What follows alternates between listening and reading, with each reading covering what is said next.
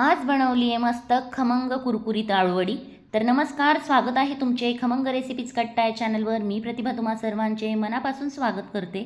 तर आज आपण बनवणार आहोत अगदी कुरकुरीत आळूवडी। आळूवडी कशी बनवायची ते बघूयात। चला मग व्हिडिओला सुरुवात करूया। तर मी इथं आळूची पानं घेतली आहेत, 7 ते 8 पानं आहेत ही। तर या पानांचा देठाकडचा जो भाग असतो मागचा, तो मी सुरीच्या साहाय्याने अशा प्रकारे काढून घेणार आहे। याच्या शिरा कोवळ्या आहेत, त्यामुळे मी ह्याला लाटण्याने लाटणार नाही, अगदी सहज याचा रोल तयार होणार आहे। फक्त देठाचा भाग तो जाड आहे, त्यामुळे मी सुरीने काढून घेते। तर सगळ्या पानांचे देठ मी अशा प्रकारे काढून घेणार आहे।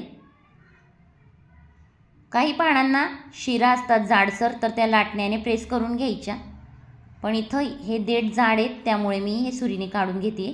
इथं मी लाटणं फिरवणार नाही। तर तुम्ही बघू शकता अशा प्रकारे मी जाड हे देठ काढून टाकलेत। तर अगदी सहजपणे आपले हे देठ निघून गेलेत। आता हे आपल्याला स्वच्छ धुवून घ्यायचे। त्यासाठी मी 10 मिनिटं पाण्यात मीठ घालून भिजत ठेवले होते। त्यानंतर स्वच्छ असे धुवून निथळून घेतलेत। तर इथं मी स्वच्छ 2 ते 3 पाण्याने धुवून घेतलेत। आता आपल्याला याला लावायला बॅटर बनवायचं आहे। त्यासाठी मी 2 वाट्या बेसन पीठ घेतलं आहे, पाव वाटी इथं तांदळाचं पीठ घेतलं आहे। यात बाजरीचं पीठ घातलं तरी खूप छान होतं। आता मी इथं 7 ते 8 हिरव्या मिरच्या, 1 चमचा जिरं आणि 10 ते 12 लसणाच्या पाकळ्या घेऊन हे वाटण करून घ्यायचे। तर हा खमंग असं वाटण हे आपण पिठात घालून घेऊया।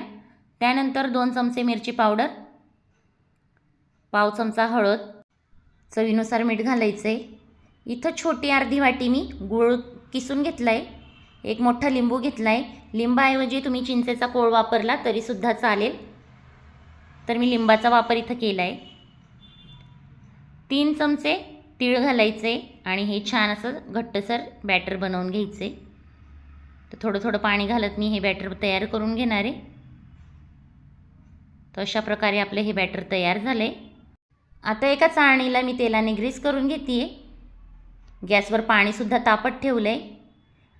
आता परातीवर मी एक पान ठेवून ह्याला हे बॅटर अशा प्रकारे लावून घेणार आहे। तर उलट्या बाजूला पानांवर मी हे बॅटर लावून घेते आहे। पानं जरा मोठी आहेत, त्यामुळे थोडं खाली सरकून पान दुमडून मग हे वरच्या बाजूने बॅटर लावून घेते अशा प्रकारे।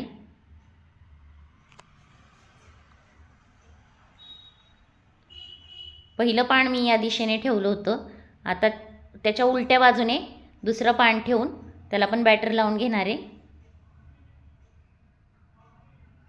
आता इथं पाणीसुद्धा तापलं आहे, चाळण ठेवली आहे आणि आता हे फोल्ड करून घेऊया। तर हा रोल आपल्याला फोल्ड करून घ्यायचा आहे। ही पानं मोठी असल्यामुळे मी इथं 2च पानांचा रोल केला आहे।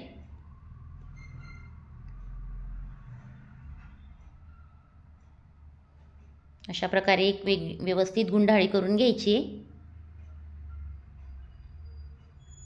आणि तुम्ही इथं बघू शकता छान आपला असा रोल तयार झाला आहे।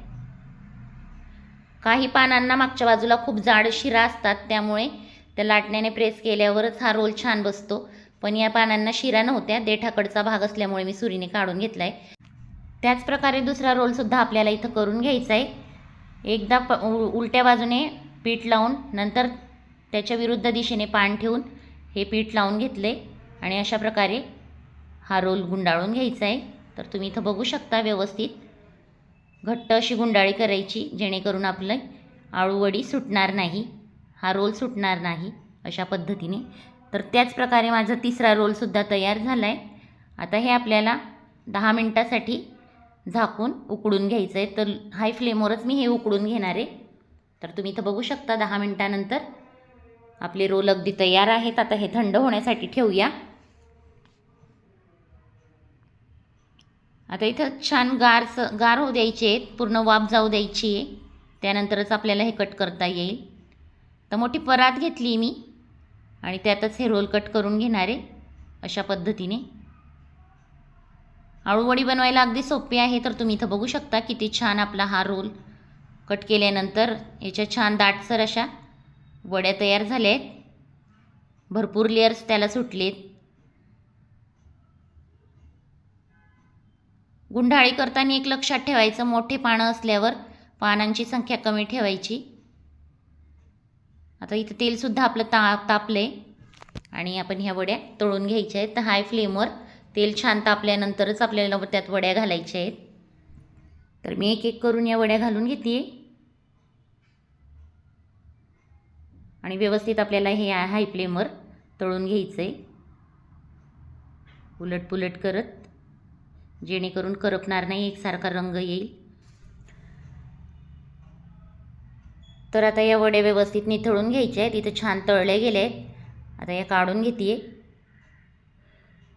अशाच पद्धतीने राहिलेल्या वड्यासुद्धा मी तळून घेणार आहे. अतिशय कुरकुरीत होतात. जर तुमच्या आळूवड्या कुरकुरीत होत नसतील तर तुम्ही बाजरीच्या पिठाचा सुद्धा इथं वापर करू शकता. बाजरीचं पीठ नसेल तर तांदळाच्या पिठाचा वापर करा. तर अतिशय मस्त आणि कुरकुरीत ह्या वड्या होतात. तर इथं माझ्या सगळ्या आळूवड्या तळून झाल्या आहेत. तुम्ही इथं बघू शकता अगदी कुरकुरीत अशा झाल्या आहेत. तर तुम्ही सुद्धा या पद्धतीने बनवून बघा. भरपूर लेयर्स असलेल्या ह्या आळूवड्या तुमच्यासुद्धा तयार होतील. तर छान असा व्हिडिओ आवडला असेल तर लाईक करा, शेअर करा. चॅनलवर नवीन असाल तर चॅनलला सबस्क्राईब करायला विसरू नका. पुन्हा भेटूया अशाच नवीन व्हिडिओत नवीन रेसिपी बरोबर. तोपर्यंत बाय.